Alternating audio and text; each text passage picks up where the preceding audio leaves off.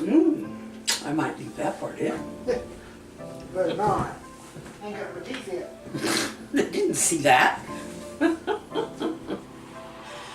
Oh.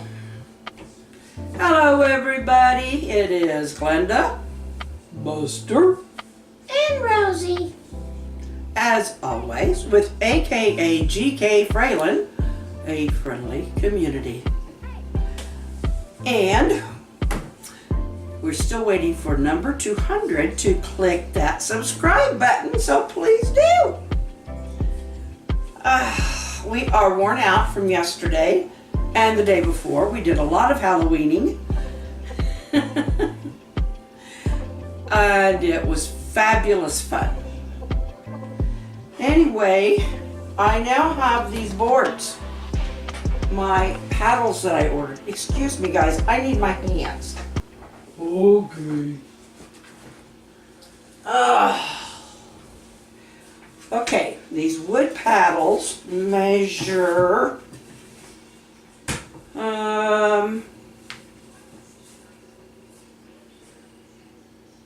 okay. They measure,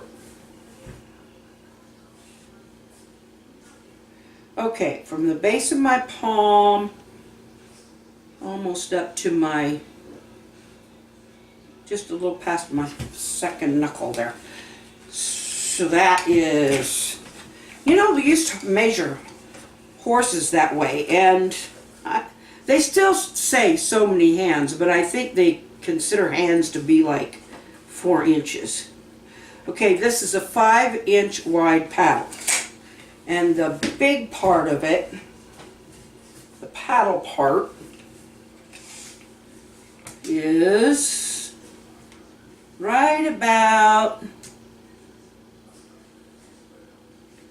okay, well, it starts tapering at 12 inches and then, but it doesn't go into the handle part until right about 14. Which is 1, 2, 3, 4 of my hands. Anyway, the width of my hands. They usually went by the width of a man's hand when they measure a horse from their hoof to their, I think we always went the front shoulder. But anyway, that's, and I think they usually considered a hand as 4 inches. Anywho, I now need to decide what to put on. And I had discussed putting birds, like, oh I know, it was a crane and a heron, which I think a heron might be kind of a crane, but anyway, I just don't know yet if that's really how I want to go. But either go and use something from one of these books. Well, here's a hawk. This has a hawk. Now, you're not going to be able to see it from there, I don't think. I'll have, because I'm not. But anyway, it's a hawk sitting on a post. I don't know if I can copy that or not, but I do have pencils, regular pencils, so I could try something like that. But I don't see many other birds. But if, you know, if you're just gonna sketch something from something else, I'm not really being very with it tonight. Am I? Yeah, I am just kind of flying by the seat of my pants tonight. But anyway, if you have any other ideas of things, I looked on Pinterest, I tried to find some things there. I could do florals, I could do, but it needs to be something I can do with these pens or pencils or markers, because I am not a painter. Not that kind anyway. I shake too badly. A pencil I can maneuver. but I'm not going to say I'm any great shakes as an artist with it.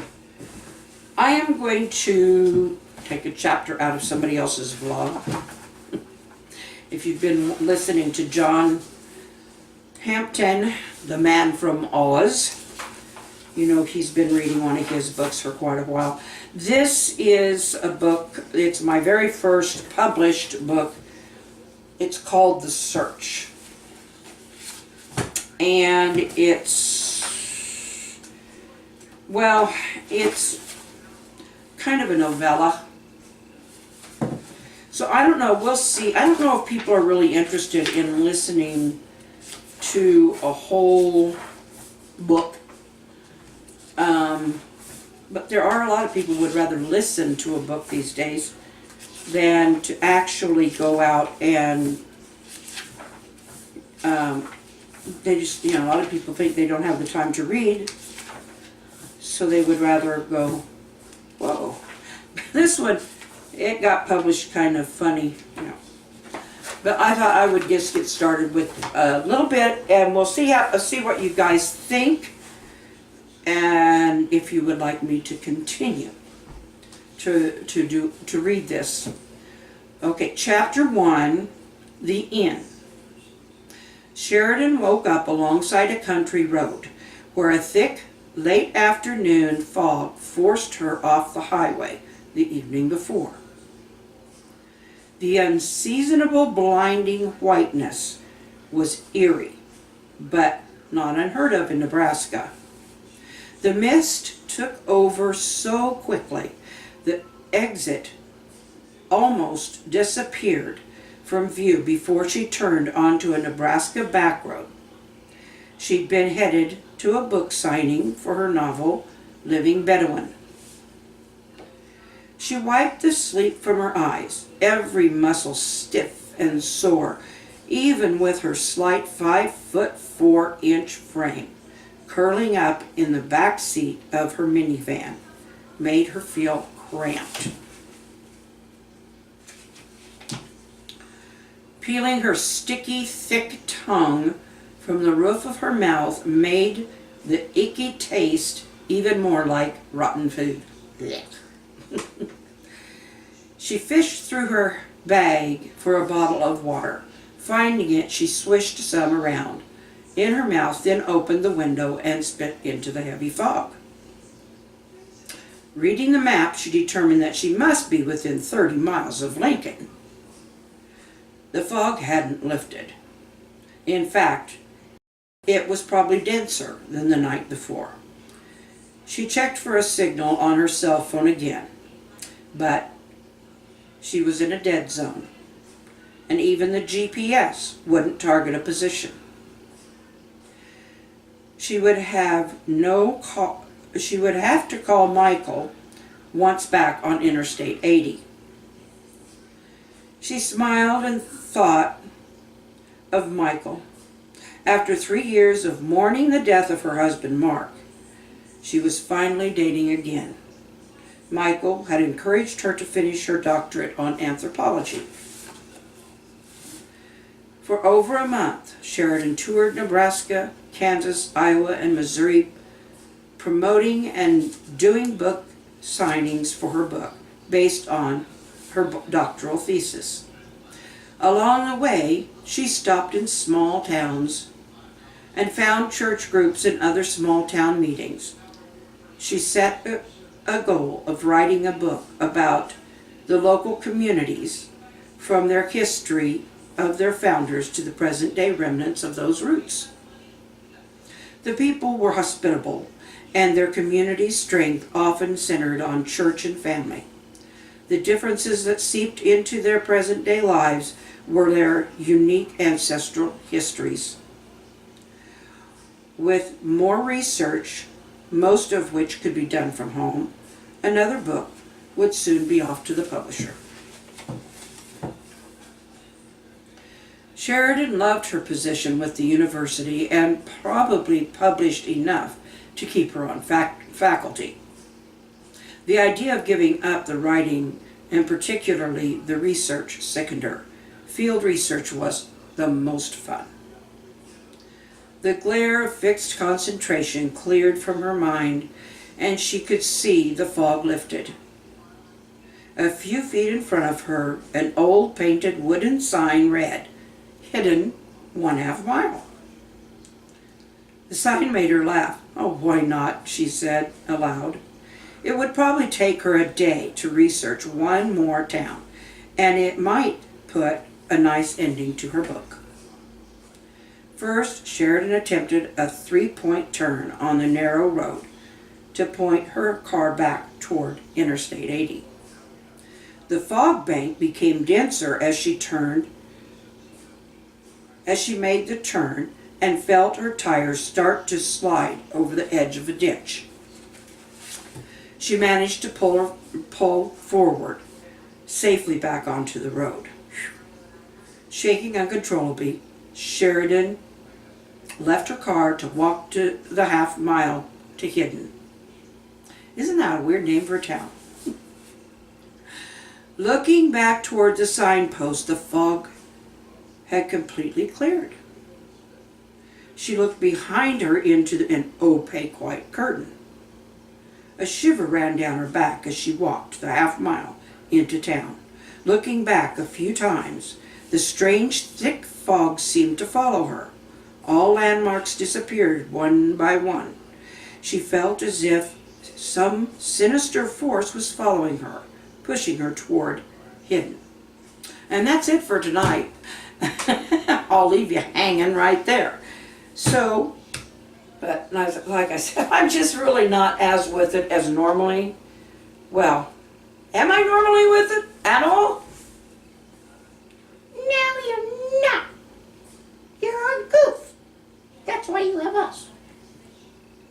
But you're goofy dogs. I can testify to that, but I like being goofy. Well, so do I. But today I've been just kind of out of it, goofy. I could tell. Me too. Just say goodbye. Good night. Good night. Don't let the bugs bite. Good night. Good night. Sleep till the daylight. Good night. Good night. Be kind to each other. Good night. Good night. Tell someone you love them.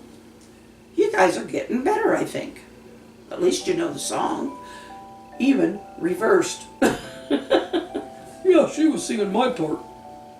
Well, maybe it's your part now. Well, that could be. Don't forget to smile and wave at people when you see them. It's working. People are enjoying being noticed. They're enjoying the friendliness and they're giving it back. And that, my friends, I think is the most wonderful thing in the world. And I love you all. I love you too. I do too. We'd send you kisses, but our lips don't smack because we're cloth. There, I sent him one for you. We will see you tomorrow.